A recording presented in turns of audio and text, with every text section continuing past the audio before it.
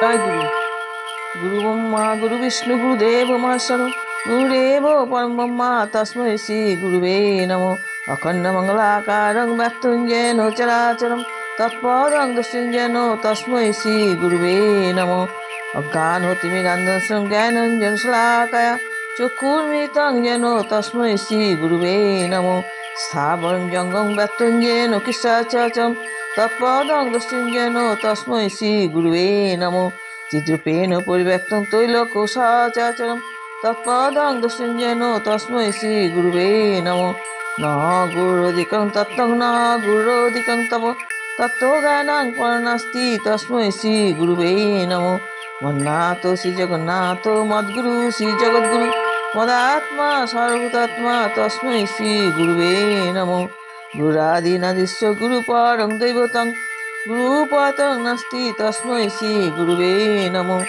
ব্রহ্মানন্দং পরম সুখদং কেবলং জ্ঞানমূর্তিং দ্বন্দ্বাতীতং গগনসদৃশং তত্ত্বমস্যাদিলক্ষ্যং একং নিত্যং বিমূঢ় সর্বাদি সাক্ষীভূতং ভাবাতীতং ত্রিগুণরহিতং শতগুস্তাং নমামি।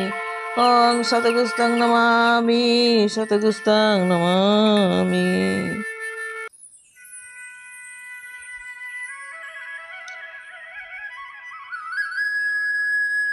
জয় গুরু। সত্যানুসরণ থেকে পাঠ করছে। নিষ্কাম কর্ম। কাজ করে যাও, কিন্তু আবদ্ধ হয়েও না। যদি বিষয়ের পরিবর্তনে তোমার হৃদয়ে পরিবর্তন আসছে বুঝতে পারো, আর সে পরিবর্তন তোমার বাঞ্ছনীয় নয়, তবে ঠিক যেন তুমি আবদ্ধ হয়েছ। এখানে ঠাকুর বলেছেন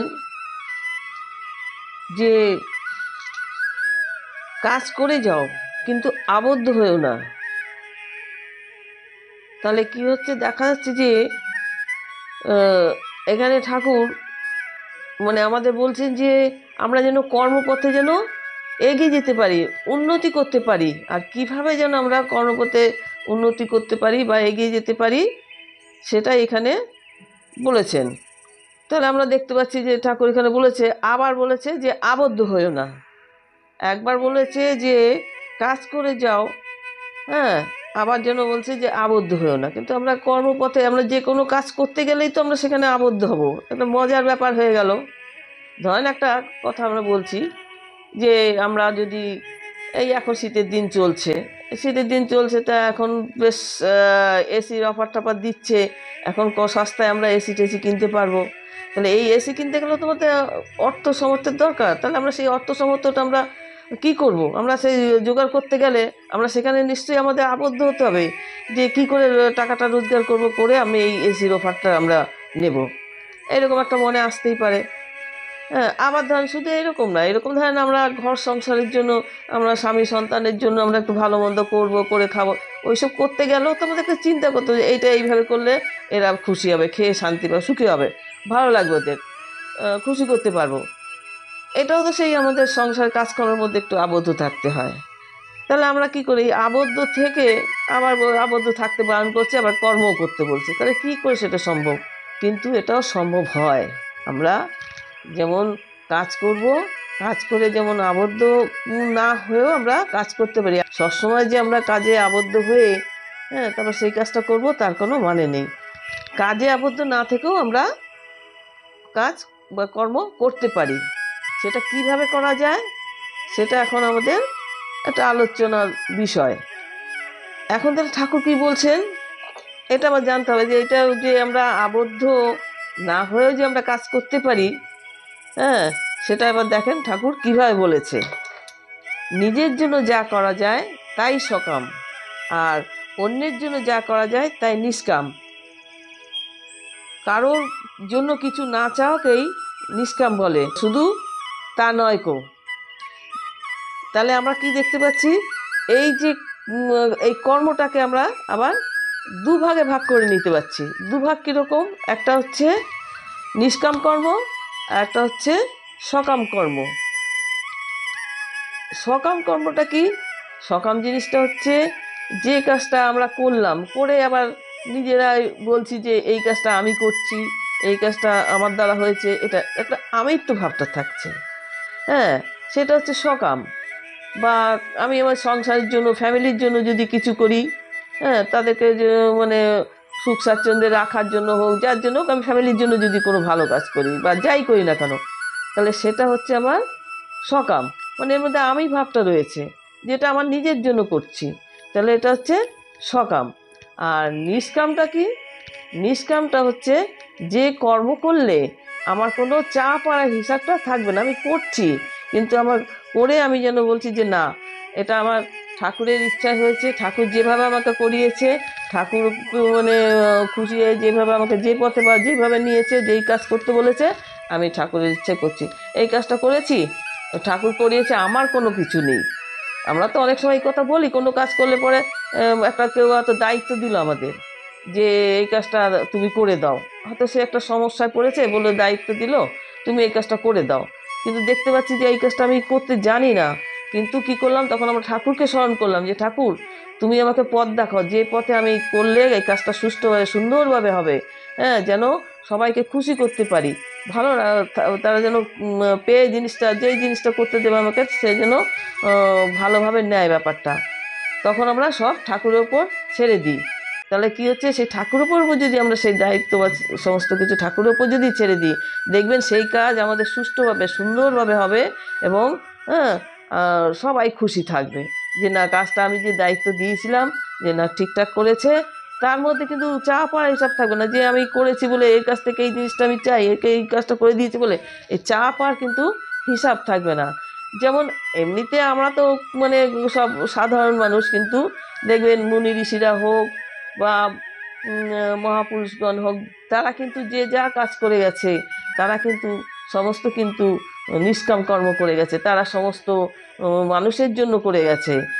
এই মহাপুরুষদের কথা যদি বলি বা মুনি ঋষিদের কথা যদি বলি, বললে পরেও স্বামী বিবেকানন্দের কথা তো প্রথম এসেই যায়।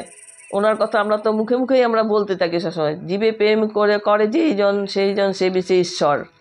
হ্যাঁ, তাহলে এখন কি দেখা যাচ্ছে, তাহলে আমরা যদি মানুষের প্রতি প্রেম ভালোবাসা দিতে পারি, যদি মানুষকে সুন্দর করে দেখতে পারি, যদি তাদেরকে ভালো মতো রাখতে পারি, হ্যাঁ, সেই হচ্ছে ঈশ্বরের সাধনা করবে বা পরম পিতার সাধনা করবে, তার ইচ্ছাই পূর্ণ হবে, সে যেইভাবে আমাদের পরিচালনা করবে সেইভাবেই। তাহলে সেখানে কিন্তু কোনো চাপ আর হিসাব থাকবে না। বা এমনি ধরেন না, যে কোনো জিনিস নিজেদের মধ্যেও যদি দেখা যায়, এমন কেউ হয়তো হঠাৎ কোনো বিপদে পড়লো, হ্যাঁ, বা তাকে হসপিটাল নিতে হবে বা কিছু, তখন আপনি ঝট করে আপনি নিজস্ব চিন্তা ভাবনা করে চলে গেলেন, কিন্তু তার কাছে কি চাইবেন যে হ্যাঁ, আমি ওনাকে নিয়ে গেছি, ওনার জন্য এই করলাম সেই করলাম, উনিও আমার জন্য করবে? এটা কিন্তু, তাহলে তার কাছ থেকে যদি কিছু চাপ আর আশা করি, তাহলে সেটা নিষ্কাম হয় না। কিন্তু আমরা যদি না চেয়েই যদি আমরা তাকে যদি পাশে দাঁড়াই বা সহযোগিতা করি, সেটাও কিন্তু একটা নিষ্কাম কর্মের মধ্যে পড়ে। তাহলে আমরা নিষ্কাম কর্মও করতে পারি, হ্যাঁ, আবার সকাম কর্ম, সকামের থেকে যদি আমরা নিষ্কাম কর্ম করি, তাহলে আমাদের পরম পিতাকে খুশি রাখতে, পরম পিতার আশীর্বাদ নিয়েই যেন আমরা খুশি, সবাই খুশিও থাকতে পারবো, এবং নিষ্কাম কর্ম করে সবাই ভালোও থাকতে পারবো, এবং পরম পিতার আশীর্বাদও আমরা পাবো।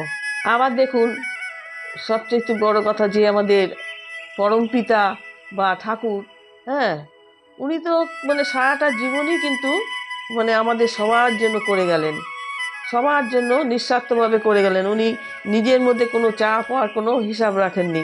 যখন যেভাবে গিয়ে তার কাছে পড়েছেন, বিপদে পড়েছেন, তখনই তাকে সেইভাবে করেই সহযোগিতা করেছেন। হ্যাঁ, আর এমনিতেও আমরা তো দেখতে পাই যে কত লোকের যে নানাভাবে, যে কতভাবে যে তার উনি পাশে দাঁড়িয়েছেন, সে অন্তর্যামী, উনি অন্তর থেকে আমাদের নানাভাবে আমাদের এখনও সহযোগিতা করে চলেছেন। এখনও যদি আমরা ডাকার মতো ডাকতে পারি বা অন্তর থেকে তাকে যদি আমরা তাকে ডাকি, তাহলেও কিন্তু আমরা সেই মতো করেই কিন্তু দেখব আমরা তাকে সঙ্গে সঙ্গে পাশে, তার পাশে পাচ্ছি, তাকে পাশে পাচ্ছি বা তাকে নিয়ে চলতে পারছি, এবং দেখবেন তাহলে কত অনন্ত শান্তি পাবো, আনন্দ পাবো, তার কিন্তু শেষ নেই। উনিও কিন্তু এইভাবে করেই অনেক নিষ্কাম কর্ম করে গেছেন। আমরা নিজেরা সেটা অনেক সময় অনুভব করতে পারি। আমাদের প্রত্যেকেরই উচিত যে এইভাবে আমরা যেন নিষ্কাম কর্মে ডুবে থাকতে পারি। এই যে সংসারের কাজকর্মই বলুন যাই বলুন না কেন, আমরা যেন মনে করি যা করছেন ঠাকুর আমাদের করাচ্ছেন, ঠাকুরের উপর আমাদের সব আমরা যেন ছেড়ে দিই, যে ঠাকুর যা করছেন, ঠাকুর যেভাবে রাখছেন তার মধ্যেই আমরা ভালো থাকছি, যেভাবে যা কাজ করছেন সেটাই আমরা কাজ করে যেন যেতে পারি, যেন তার মধ্যে কোনো যেন আমাদের আমিত্ব ভাবটা না থাকে। হ্যাঁ, আমরা যেন সেই ঠাকুরের মতোই যেন নিষ্কাম কর্ম যেন করে যেতে পারি, আমরা যেন ঠাকুরের পথ যেন আমরা অনুসরণ করতে পারি। এটাই কিন্তু, হ্যাঁ, আমার সকলের কাছে আমার প্রার্থনা রইল। এখানেই আমি সমাপ্ত করলাম। আপনারা সবাই ভালো থাকবেন, সুখে থাকবেন, আনন্দে থাকবেন।